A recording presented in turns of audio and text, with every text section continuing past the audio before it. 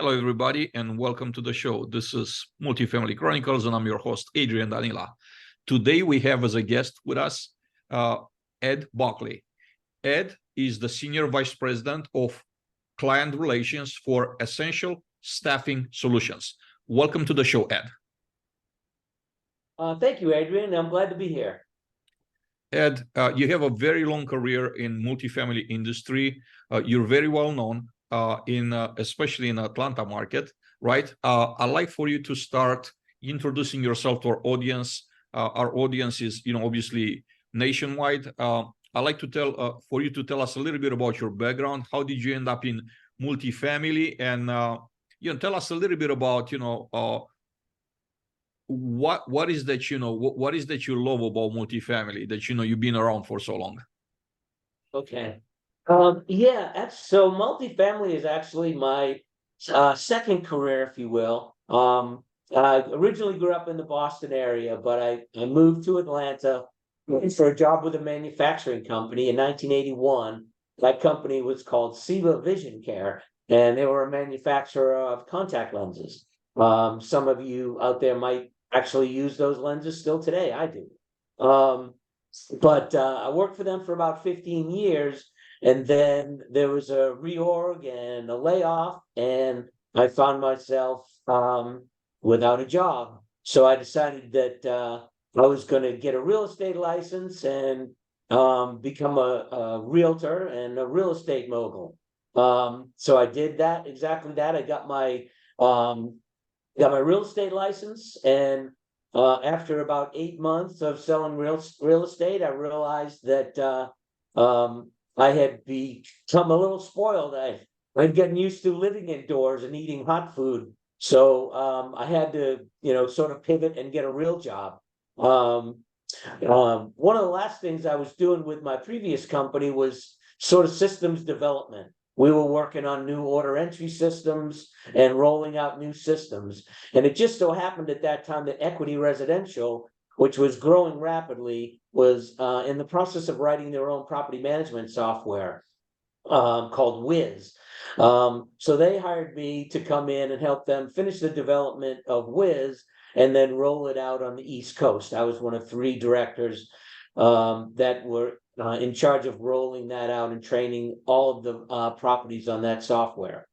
So I did that for a couple of years, and then Equity decided to disband that group because the product had gotten rolled out, and they offered me a job in their property management group, which required that I go on site and manage a property in Roswell, Georgia, which was a bit of a culture shock to me since I'd been a corporate director for 2 years and traveling around the country doing training. And all of a sudden I was the property manager on a 300-unit deal. But that got me started in property management and the real property management. And although I wasn't really happy about the move at the time, as I went through my career, it was one of the best things I could have ever done to work on site as a property manager and learn the business from the ground up. So I spent the next several years with Equity Residential, going from property manager to district manager to regional manager. And then Equity decided to move out of the Atlanta market and started selling their properties. And that's when I was laid off from Equity Residential, which started a wonderful career of working with other management companies and a lot of great people. And, this business has always been full of all the things that I really like to do. Working with people, working with computers, working with numbers. Those are all the things that kind of float my boat. And so that's why I've stayed in it so long. And that's why I continue to love it today. Ed, you had a remarkable career. Leadership is part of what you do, right? It's who you are. I want to ask you now about leadership and team motivation. What are some key principles for developing leaders and motivating teams to achieve success for both assets and our clients?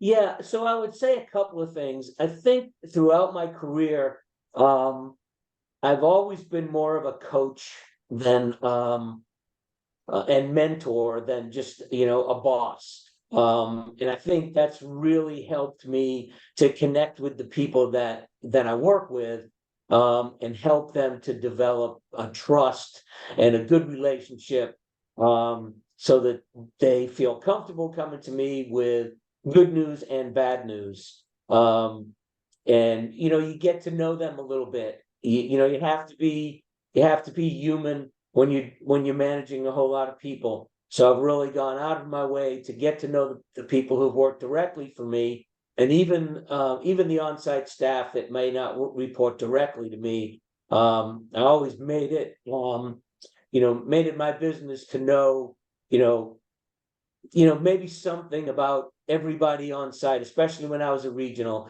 Maybe I knew that they were a Falcons fan, or maybe I knew that they were not a Falcons fan, or maybe I knew that, the kid was graduating from high school. But, those are the kind of things that, I think get people to trust you. And that's how I've developed a great network over the years. Getting to know your people, this is one of the very, very powerful things, right? Just because it helps to establish rapport, and people understand that you care. You're not looking at them as just like some pawns on a table that you just move around, and you push a button, they get the job done, they do what you expect them to do. Building rapport is extremely important. This has been my experience as well. Just getting to know your people, it's crucial in order for you to be successful as a leader, because at the end of the day, we're going to be as good as the weakest person in our team, right? Yes. And what, Adrian, I think, in my opinion, our business generates a lot of data. Where we have data on everything that happens at every property.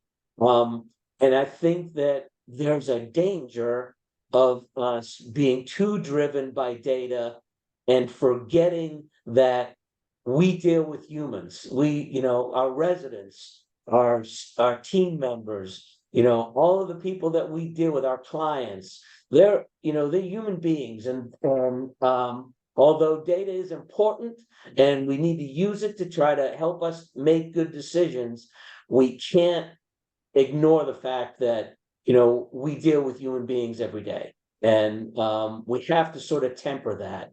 And I think that there's a movement nowadays to be 100% data driven, and I think that that's dangerous over the long term. I think this is something that I'm observing in society in general. 20 or 30 years ago, or even more, before the internet, right?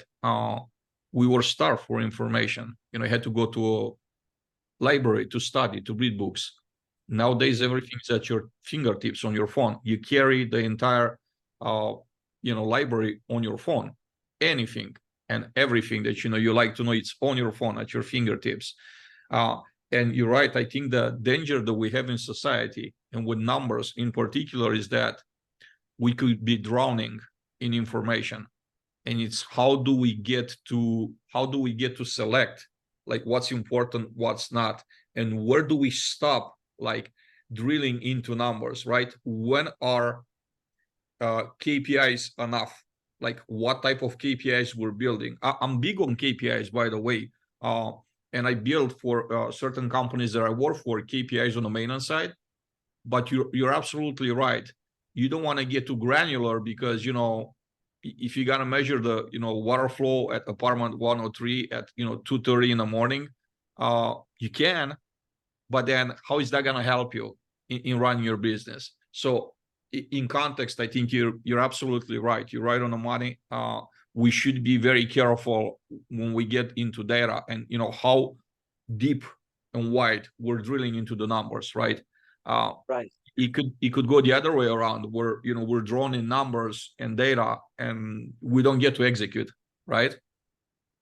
Right. Yeah, it's paralysis by analysis, I think is what it's called. And Yeah, and don't get me wrong, there are a lot of, we have to report numbers every day, every week, every month. So I'm not saying that you throw the data out and just, kind of go by the seat of your pants, but I think we have to create a balance to where we, between the numbers and the humanity of our business.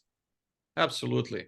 Uh, Ed, I want to talk about the industry evolution. How did our industry evolve in a context of society evolving, right? We're living at a very fast pace.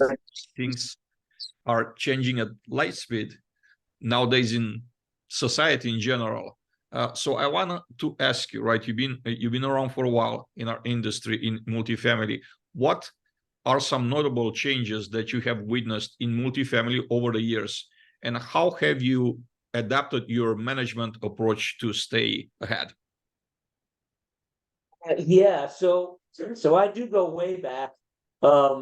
Before one of the last projects I did before I went on site for Equity Residential was installing internet connections in all of our properties all around the country. There were at that time 1,200 properties that Equity Residential owned, and I remember the senior VP telling me one day, we had a big debate. Do we put one internet connection in or more? And one of the senior VPs was saying to me, well, surely we'll never need more than 2 computers at a property ever. So we only went with 2 connections in each property.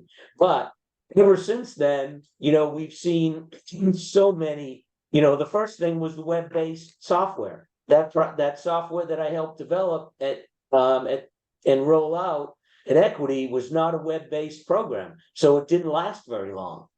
And I think having the web-based program and having the data, the numbers available to everybody, all the time was a huge culturally was a huge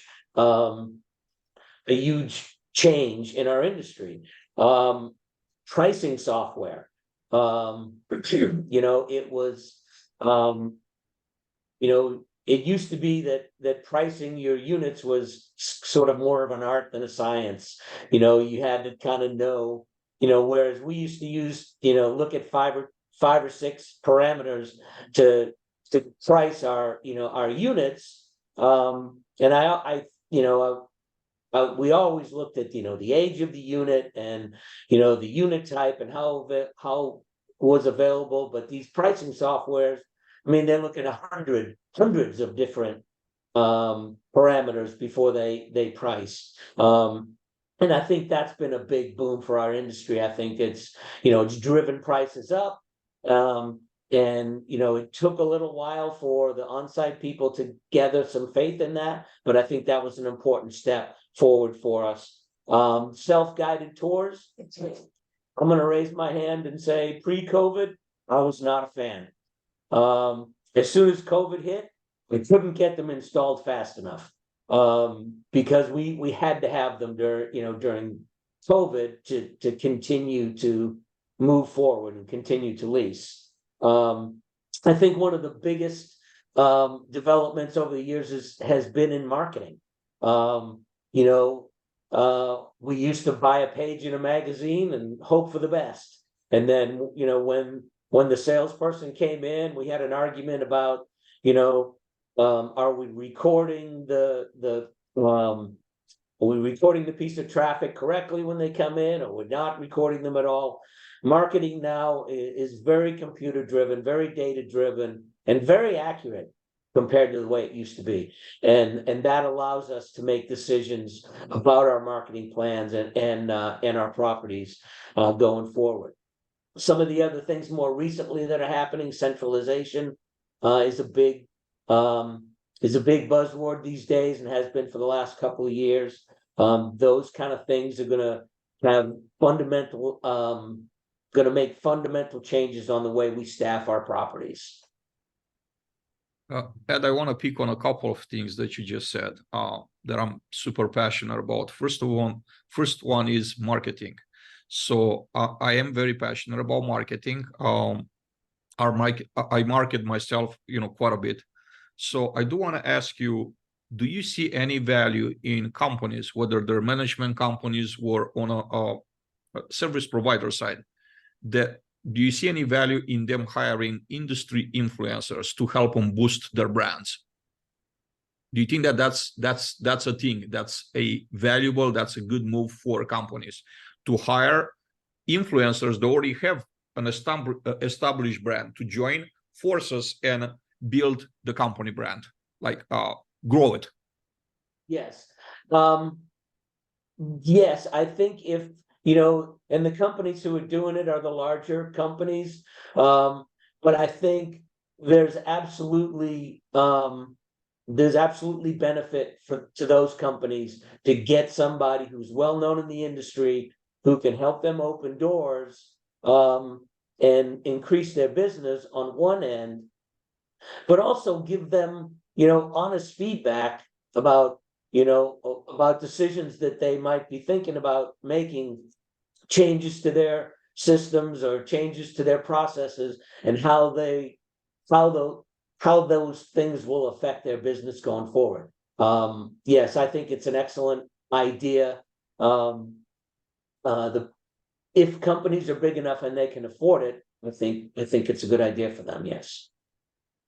You said something just now, and you said that they will give them feedback, right? Those influencers or people that they hire from within the industry, people that are very well known. One of the things that I've noticed, and this is going especially with tech companies, right? It's that they're hiring people that know how to write code, and they're hiring people that know how to sell. So the way it happens, they get in a room and they imagine how should this work for the end user, right? They just picture it in their head, like this is the way it's gonna work. But without the end user input, how is that actually valuable, right? When it gets to building a product without input from the end user, and you go to the end user, say, this is gonna be a great tool for you, right, to use. And they're getting to play with it, to use it. And a lot of times the answer is like, this is not how it works here, right? Like it's not intuitive. It's not like aligning with our workflows. Like it's just creating more work than it helps. I speak on this from the maintenance side because typically, again, I just described the initial scenario. What's happening next is, the sales people that they have, those companies, they go up to the top at a vice president, president level. They're selling those products to property management companies, and the vice president or president of the company, someone that typically does not have any experience in maintenance. Let's just take maintenance, right? They're looking at the app, they're playing with it a little bit, and they're seeing like, wow, this does great things. We're gonna buy this product and we're gonna implement. So now it goes over, that person made the decision, and they have a product, a piece of software they're gonna push down to the site. Again, there's no end user input on a management site either, and they're trying to roll it out. Later on, they're seeing the adoption rates are very, very low, and they struggle with this. Another aspect that I'm seeing when roll out new programs is that if you're a larger company, right, that you have, and Ed, you work for many, many companies, right? Large companies like Graystar, Avenue 5, right? So you know what it's like to work for a very large institution, very large company.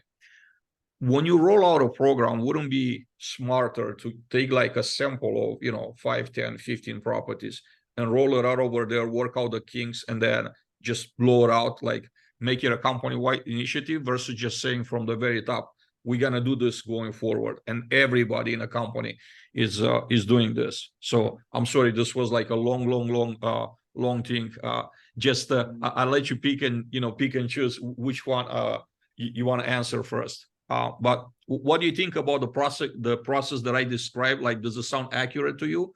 And what can management companies do, and also service providers like the tech companies could do to make this process a little better for the end user? Because ultimately, they're the ones that are gonna be their final customer. Yeah. So I think basically you know, if they're just rolling it out from the top down, then there's going to be issues with implementation. First, I think there has to be an issue.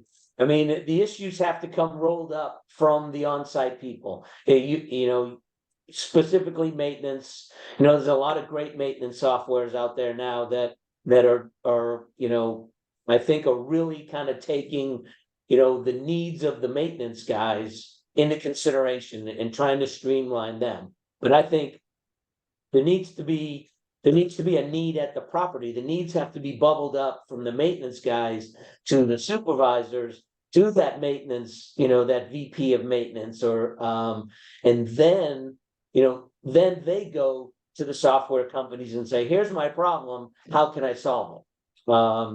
And then when they do solve it, you know, when they do come up with a plan or a piece of software or an app, you know, to solve those problems, then when it goes back down to the maintenance level, it's going to be more easily accepted. And I think that's the difference. I think, you know, maintenance guys, you know, get used to dealing with a particular kind of software or a particular app. And then if we just tell them, hey, we're going to change this, and, you know, they're going to push back a little bit because they're used to what they have. There has to be some value shown to them before it's just, hey, we're changing over to this app from that end. You also mentioned centralization, Ed. Do you see centralization being possible on the maintenance side? And what's the extent of what you think it's possible? Because with leasing, yeah, can you lease apartments? You mentioned self-guided tours. So you could centralize and do leasing from a central location. Like, that's very possible. You don't need the humans. Not to say that it's not a nice thing to have humans like guiding your prospects around on a property, but maintenance is kind of a in-person thing, right? So you can't really fix things remotely. So the question becomes, is it centralization possible in maintenance, in your opinion? Can we do certain things to centralize, or maybe to optimize the processes, like, you know, make them more efficient with certain parts, bits and pieces centralized rather than at the central level? Yeah, I think COVID showed us a lot of things. And you know, first of all, just I was constantly amazed and still am amazed at how our industry handled COVID. We, you know, we pulled together as an industry. We shared ideas, and, you know, we came through it incredibly well because of that. You know, so that being said, it is what sort of sparked this new, and it's not new. Centralization is not new. Let me just say that. Centralization has been around for a while. You know, Equity Residential was centralizing assistant managers 20 years ago. And eventually they went back to having the assistant managers on site. So I'm not completely sold that that centralization isn't a fad that's going to go away in a couple of years. But I think right now there's so let's talk about the maintenance side first. I think there is some opportunity to share maintenance guys between a couple of properties. Again, that's not new. You know, that's been happening for, you know, for as long as I've been around. It's just now it's called centralization. I think there might be some opportunities to, you know, there's an opportunity. There's some companies now that are having phone calls prior to sending a maintenance guy out, you know, for an on-call basis. I think that's got some possibilities, but I think you know, if my air conditioner's not working at 3 o'clock in the morning, or, you know, I don't want to talk to somebody on the phone. I want somebody to, you know, be on the way out there. So I think we have to be real careful with that, or the residents are going to push back. I think the centralization that's going on in the office now is a function of a couple of things. First of all, COVID proved that we could, run offices with less people. Second of all, the technology is there. He mentioned, all the marketing and the leasing programs that are there. 424, that kind of product is there to facilitate that. But again, I'm not sure. This to me is an answer to one of the things that happened during COVID was salaries went through the roof. And now as budgets get done, owners are pushing back because especially last year during the budget process, we were looking at 20 to 25% increases in salaries year over year because we were trying to keep people, we were giving them more money. So, to me, this is sort of a response to that, where we can, run properties with less people to sort of save on salary. To me, centralization done right there isn't a huge savings, because the people who are off-site, the remote people, need to be paid more than the on-site people. So generally, I think the centralization is going to play out, and I don't want to go as far as to call it a fad, but I think it will go back around to more human contact, more staff on site, because that's what ultimately the residents and the prospects are going to want to go back to eventually. There's something else that you just said that's extremely important to me. I want to go back to it a little bit, if you don't mind. The salaries and the salary increases. You said that, year after year, year over year, salaries have been increasing 20, 25% for each position in average. Now, there's a phenomenon that happens in a world in general, inflation, right? Inflation, it's really through the roof. If we were to go by the government numbers, 7-8%, I think the reality is that when you see prices increasing like 30 to 50 to 80%, like your inflation is not going to be 7%, right? It's just the numbers are not telling the real story. Like people are seeing it in their pocket, whatever, money they have left and how their bills are, going up and everything. So the real numbers are, who knows, right? But probably it's not exaggerated to say 20 to like somewhere 30 to 50%, like the real inflation. So with that being said, shouldn't somehow salaries try to keep up with that? That's one question, right? The second question is in a context of fighting over talent. Obviously, there's more jobs available than people. I won't say talented people, just people available to work, able bodies.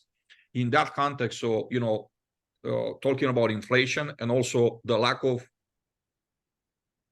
available able bodies, wouldn't this be like a natural progression of things to where salaries gotta go up, right, in order to attract talent? Sure, salaries, I think, yes. I mean, you always want, for years, we've budgeted, 3 to 4% increase in salaries year over year. And that's sort of been the number.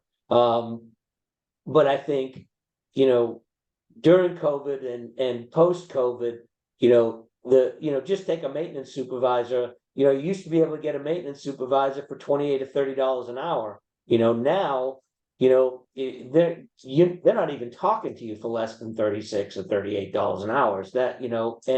And look, I don't ever begrudge anybody from making as much money as they can. And certainly a good maintenance supervisor is worth their weight in gold when you're managing a property. But it's a big jump, and the people who own the properties, when you're reviewing a budget with them and they see a 20% increase in salaries year over year, you're going to get pushback. And I think that's sort of where the centralization was born. How can we reduce the actual on-site staff, still manage the property, still, keep the property running smoothly, but somehow combat these salaries? Because, look, I've been on the management side my whole career, so I never cry for the owners, but there's a lot of pressures on them right now insurance is through the roof, salaries are through the roof. There's a lot of things impacting their bottom line right now. And they can't, yell at the regional about their insurance costs, but they can sure push back on salaries, and that's what they do. It's very interesting. Everything that you're saying, puts things into a larger context, right? Insurance, and let's bring up interest rates, right? A lot of companies have purchased assets within the past, I don't know, like 2, 3, 4 years, with variable interest rates, and now whatever the monthly payment was like 2 years ago, today could have double. It could be double, sometimes triple, right? So this makes things extremely challenging for the ownership groups. However, right, with all these challenges, if you don't have the right people to operate your sites, how are you gonna keep at 95, 96% occupied? How are you gonna keep retention rates where they need to be, resident retention? How are you going to, collect rent? How are you going to raise, rents if you don't have the quality of service that the residents expect nowadays?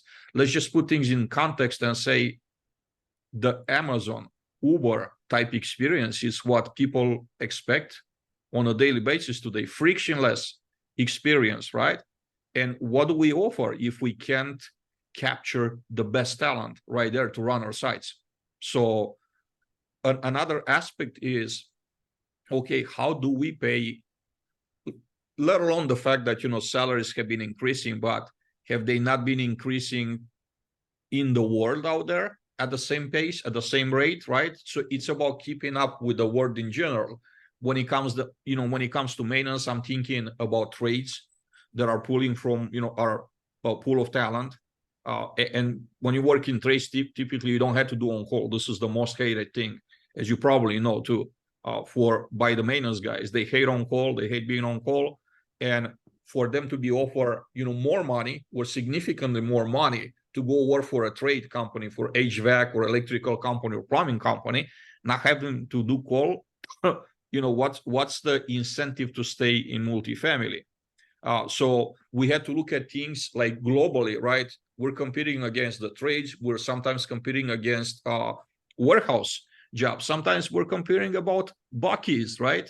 I went to Buckley's a month ago, and they have their salaries are advertised on an A-frame. And let me tell you, they're not a bad deal. They're not a bad deal. If you were to compare Buckley's with any property management companies in Warner Robins, Georgia, where I've been to at the Buckley's, I think that, they have a leg to stand. Actually, they gonna capture more talent that we could in property management, the property management company could in that particular market. And that's not a small thing, right? It's not something to be overlooked. So what are your thoughts on this, on this context that I just brought? Yeah, I mean, you're right. Salaries are going up everywhere. And in my current role with essential staffing, we take great pride in bringing new people into the property management business, because you're right. People are gonna be in the business for a while. Even if they move up through the ranks, they're gonna get tired of the on-call, or there's something. But part of what we try to do is we try to convince people or tell people that this is a great industry to be in. There's maybe Bucky's will be around forever. I don't know. But if there's an apartment building, it's going to be around for a long time. And that to me spells job security. And if you can, if you're in this industry, we tell people all the time, we have orientations of new people every week, people that are coming into our industry, and we tell them the same thing. This is a great industry to be in. You can earn a living in this industry. You can feed your family. You can put your kids through college if you get into this industry and work hard. This industry is full of stories of people that started off as groundsmen and ended up as regional maintenance supervisors, or started off in leasing and ended up as a regional manager or a VP. I don't know of another industry that has as much of that happening as ours. And if you get into this business and you work hard, you can be successful. And that's part of what I think keeps people, that and the team, the camaraderie of the site level, and even the corporate level. That's why I think as management companies, we spend so much time and effort to do maintenance appreciation, to pull them into decisions that get made that might affect them. And even at the corporate level, to make sure that, it feels like a family, it feels like something that they want to stay a part of. Because look, anybody, you're right. If somebody's an HVA certified tech, they can go work for an AC repair company tomorrow, and they don't have all the headaches. So that it's important to develop a culture where they want to be there, and they understand how important their job is, not only to their residents, but to the corporate level people and to their company. So there's two things that you said: upward mobility, right? There's a fantastic opportunity for upward mobility in the industry, which I don't disagree at all. I actually go even further the way you went. And I'll say that I know CEOs and presidents of companies that started as leasing agents and groundskeepers. Like, those are real people that I actually work with, right? At the companies I work for. So those are real examples, are not just, someone that I heard about. And they're fantastic examples. And the second one that you mentioned was like build the type of culture that's going to attract and retain people. How important is culture, Ed? I think it's very important. I mean, again, people have choices. And we as an industry have a pretty high turnover rate as it is. But I think, the companies that, all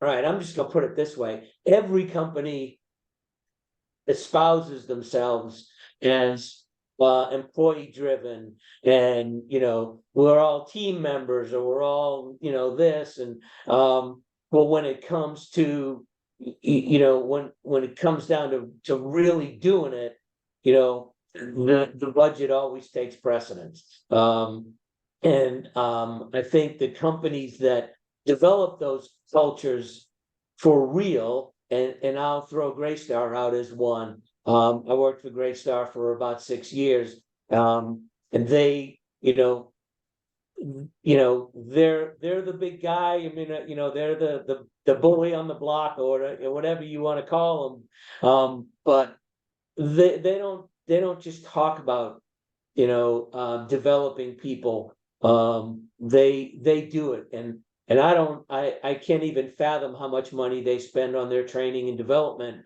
but it's a lot. And I think it makes a difference. Well, you have to walk the talk, right? It's not about lip service. Like, people are very intelligent. You're not gonna a simple sales speech saying we're all about people, because everybody talks about that, right? Like, you're not gonna find a single company that say no, we're not about people. Everybody's gonna tell you. But when it comes down to it, right? Like, how do you make it about your people? And I think it's managers and leaders, right? And executives. It's walking that.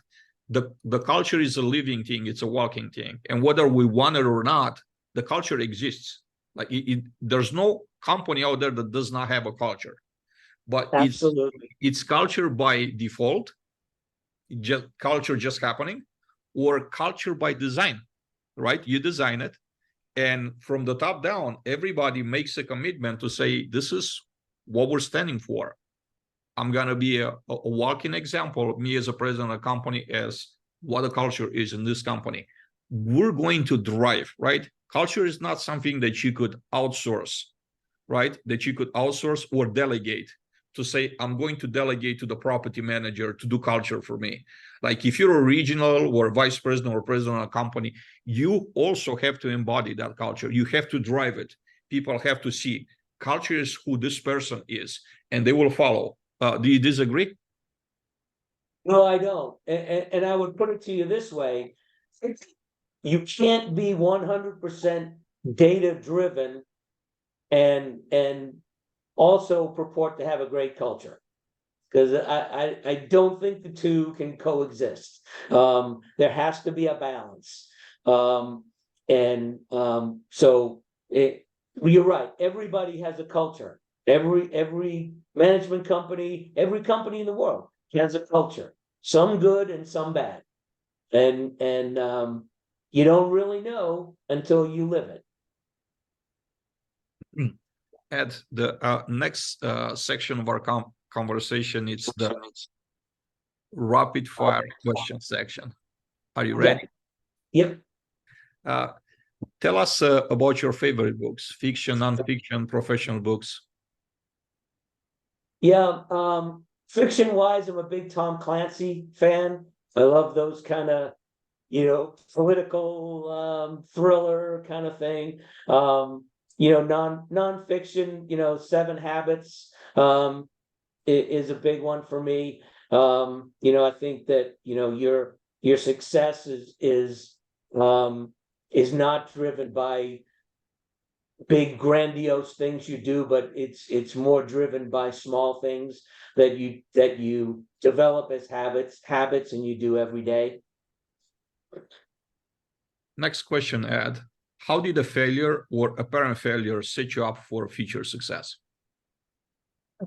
This is an interesting one, and I'll try to keep it rapid fire. But a few years before I got into this industry, and people in this industry who know me know that I've been a sober person for 28 years.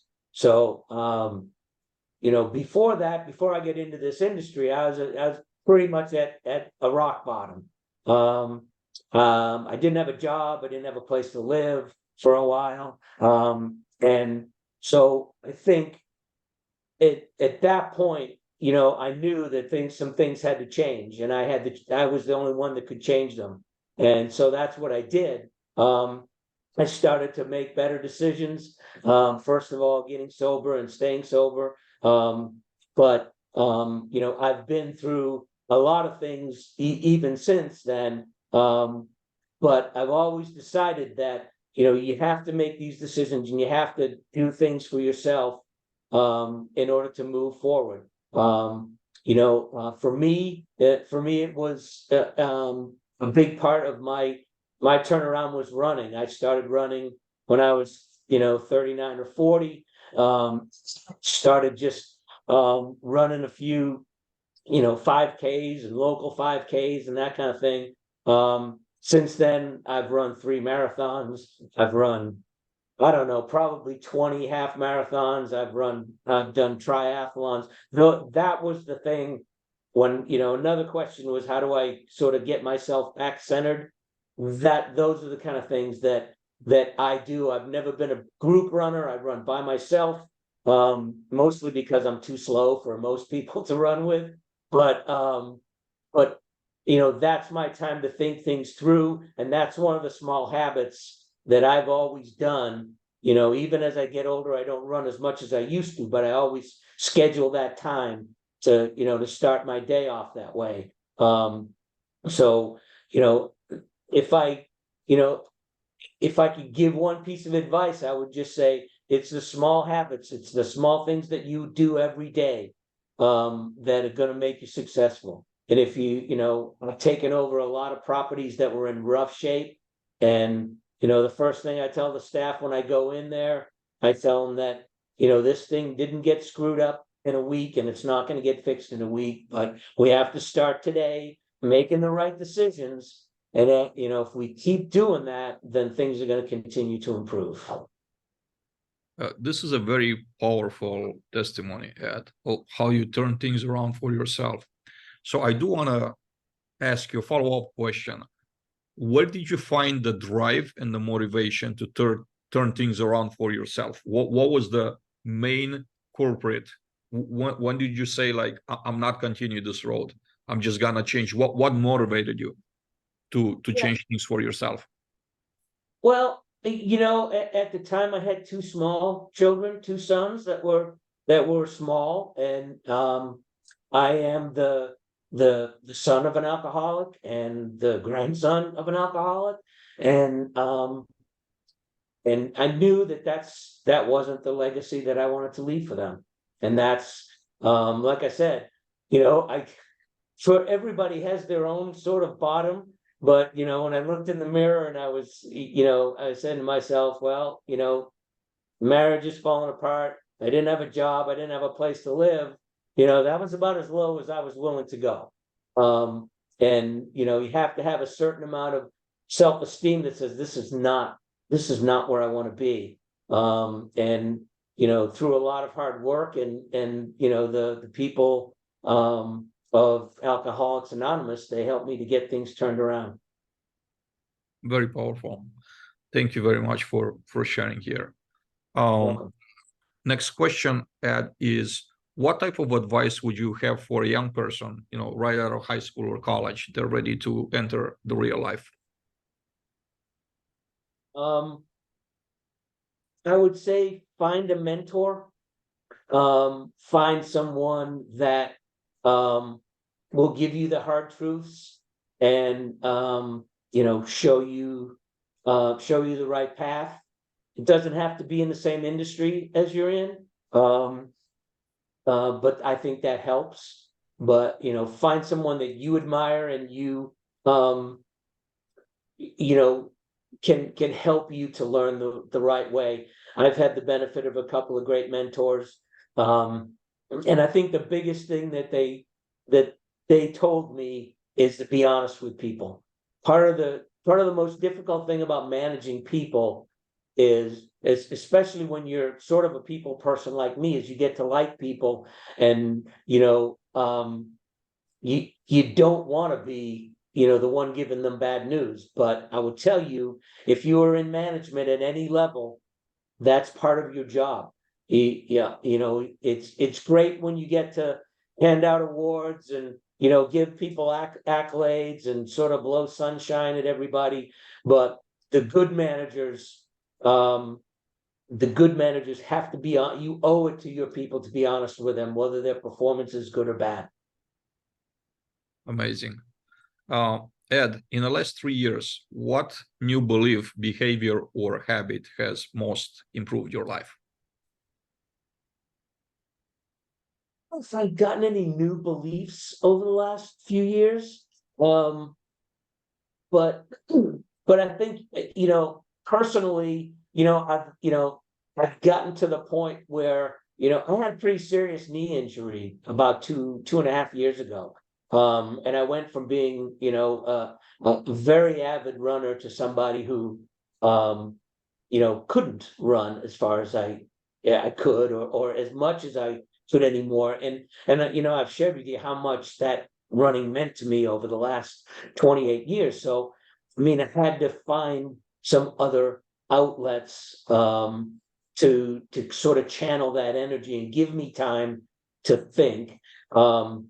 And for a runner, and I got running late, but for somebody who's run for 25 or 30 years to all of a sudden be a walker is tough to deal with. But I've sort of embraced that a little bit more, and sort of just finding that time to be alone and to think through things. Whether it's running, you don't have to run. But I encourage everybody, whether you walk or do something, get out there, give yourself time to think. And I do listen to a lot of podcasts now. Whether they're industry podcasts or religious podcasts or inspirational podcasts while I'm running or while I'm exercising. I try to listen to those just to sort of get some more ideas to keep things going. When you lose focus or feel overwhelmed, how do you get back on track, Ed? I have to say I try and concentrate on how far I've come. And and be appreciative of that and protective of that, and realize that, things are fragile, and everything that you've worked for your whole career, can be gone. And it's, a lot of times not your decision. So I think having faith in yourself that, hey, I'm going to make this work because I've done it before. And if I have to recreate myself, at the age of 65, then that's what I'll do in order to keep things going. You have to do, you can't get sober for other people, and you can't, be successful for other people. You have to keep yourself, sort of top of mind. And if you're happy and healthy, then the people around you will be that way too. Ed, this was an amazing conversation. We're about to come to the end of this particular conversation. I hope to get you back here for another conversation. I had so many things that I wish, I would have asked during the hour that we spent together, and we ran out of time. But that's great, because I got to ask a lot of questions that they weren't initially. I wasn't initially planning on asking. So what are some final thoughts, or what is maybe a answer to a question you wish I would have asked, I didn't get the opportunity to ask in closing? Well, there are a lot of let me see. We talked about advice. We talked about the last 3 years. I think the thing that I would want to, just kind of leave everybody with is again, it's the small decisions that add up to big changes. It's not, there's no big thing that you can do. There's no magic bullet. There's no magic wand. You have to put in the work to get things done. There's a lot of opportunities in this industry. And, I've recently made a change, from the operations side of property management to the supplier side with Essential Staffing Solutions. And this gives me the opportunity to make sure that we're continuing to bring good people in to our industry and help them develop and help those grounds people become maintenance supervisors and all of those great stories. That's our focus. And it's hard to do that when you're managing 10,000 units of apartments. But I've gotten the opportunity to join Essential Staffing. And we do it every day here, so we see it every day. So I'm happy about that. Ed, if someone wants to get in touch with you, how can they get in contact with you? Yeah, they can reach me via email at ed@esolutionspm.com. The company's name is Essential Staffing Solutions. And I'm happy to help out any way I can. Ed, thank you so much for taking the time to be with us today. Amazing conversation. I really enjoy. I really hope to get you back here soon for a second episode, if you would like to come back. Everybody, thank you very much for watching us today. I'm your host, Adrian Danila, and this is Multifamily Chronicles. We hope to see you back here soon. Have a great day.